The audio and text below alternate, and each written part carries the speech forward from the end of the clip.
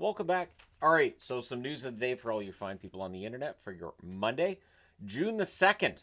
So, starting off at the top of the board with trophy news. Sasha Barkov has won 2 trophies because of how underrated he is. He won the Selke for best two-way forward in the National Hockey League, and with the voting results being out there, Nico Hischier was 4th.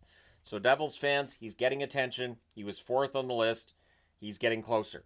And the King Clancy Award also belonging to Sasha Barkov for all the good work that he does. So, yep, Barkov with 2 trophies as the National Hockey League gets the trophy portion of the season started. Connor Brown will be in the lineup for Edmonton in Game 1 against Sasha Barkov's Florida Panthers. And as these teams get healthier, it just means for a more exciting final. The Oilers saying they'll be more ready this time than last time. They know more of what to expect than they did last time. May very well be part of the reason why they had so many struggles in those first 3 games. And now they're at home for the first 2 games starting on Wednesday. So could make for a very interesting final indeed. Yanni Gourde. You know, people are so obsessed with the tax thing, and this proves it. This, to me, absolutely flat out proves it. There are 2 signings I want to compare for all you fine people on the internet. Yanni Gourde signs a 6-year extension with the Tampa Bay Lightning.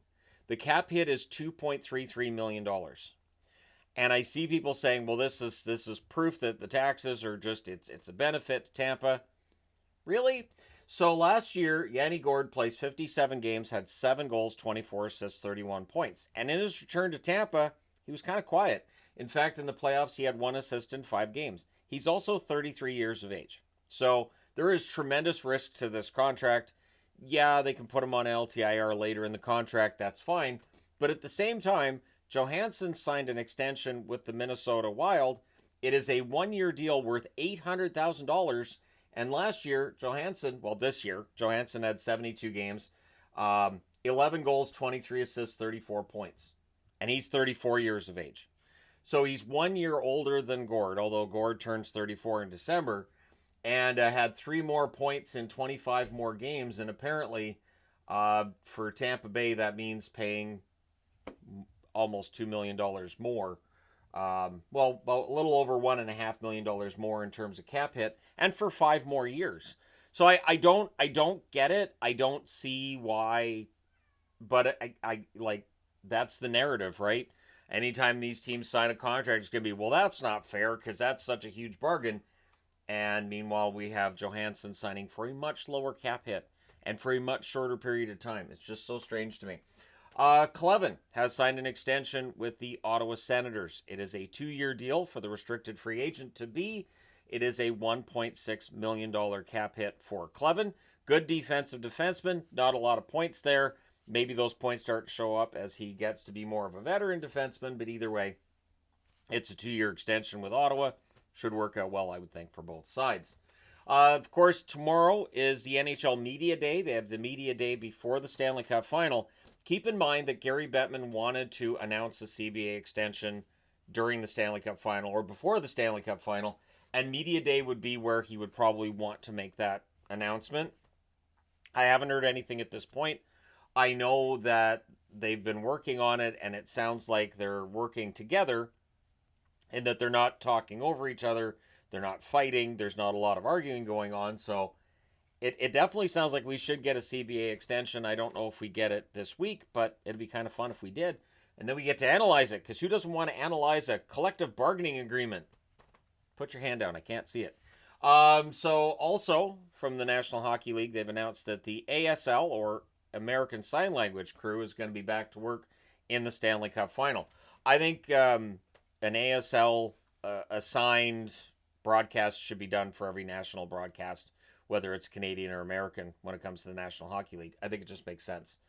I think it makes a lot of sense. But either way, we'll have that for the Stanley Cup Final, and maybe that'll be expanded at some point down the road. But Media Day is always fun. We always get a lot of sound bites out of Gary Bettman that day. So, and of course from both teams. So it should be interesting. Jesper Fast, who missed the entire season after having neck surgery in August, has announced his retirement. Not a huge surprise that he's announcing his retirement after missing the entire season. He's 33 years of age as well. I will be doing a career video on Jesper Fast at some point this summer.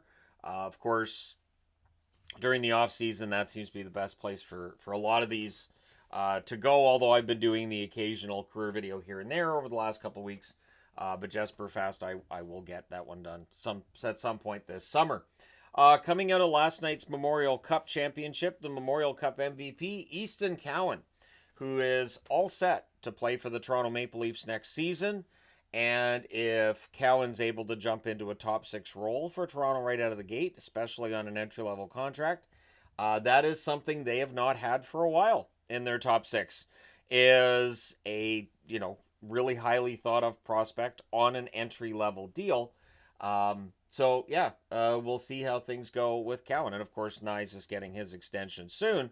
So, Nyes, Cowan, these may be the linchpins of that future for Toronto moving forward. If they lose both Marner and Tavares, definitely ups the chances of that being the case. Although with all the money they'd save not spending on Marner and Tavares, they'd have money to go out and get other players as well. Pierre LeBrun is reporting that the Bruins are down to their final 2 candidates. My guess is it's probably Woodcroft and Sturm.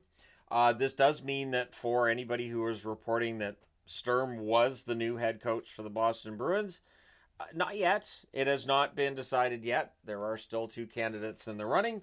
The announcement is expected this week. Not a surprise. You want to get your new coach in place prior to the draft. I would think you want to get your new coach in place and have an off-season plan that everybody's agreed upon and all that fun stuff.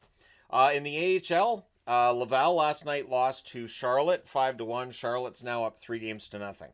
So unless Laval pulls off the reverse sweep, it definitely looks like we're going to see Laval end up out, and we'll see Charlotte end up in the next round. I accidentally put Abbotsford, Charlotte. It's Abbotsford and Texas.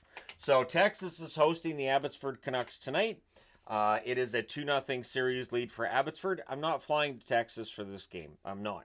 I know there's no NHL game. I'm still not flying to Texas for tonight's game. It's not going to happen. But all the best to the Canucks, and I'm hoping that I have access as a season ticket holder to watch that game. I think that'll be a fun one to watch. In the ECHL tonight, Trois-Rivières playing in against...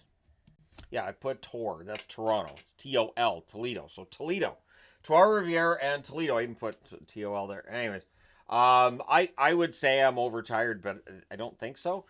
Sure, why not? I'm old. It works. But yeah, Toledo's up 1-0 in that series. Trois-Rivières looking to even things up.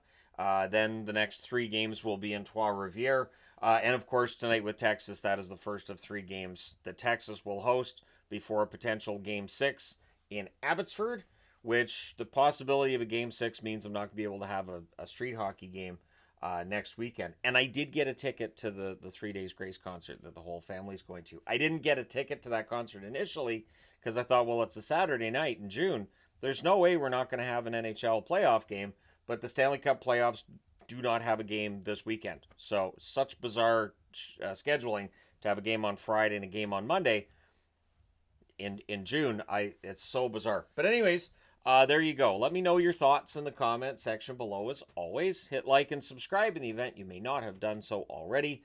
Thank you guys so much for all your support. The Entertainment Guy passed 31,000 subscribers yesterday, so that was kind of fun.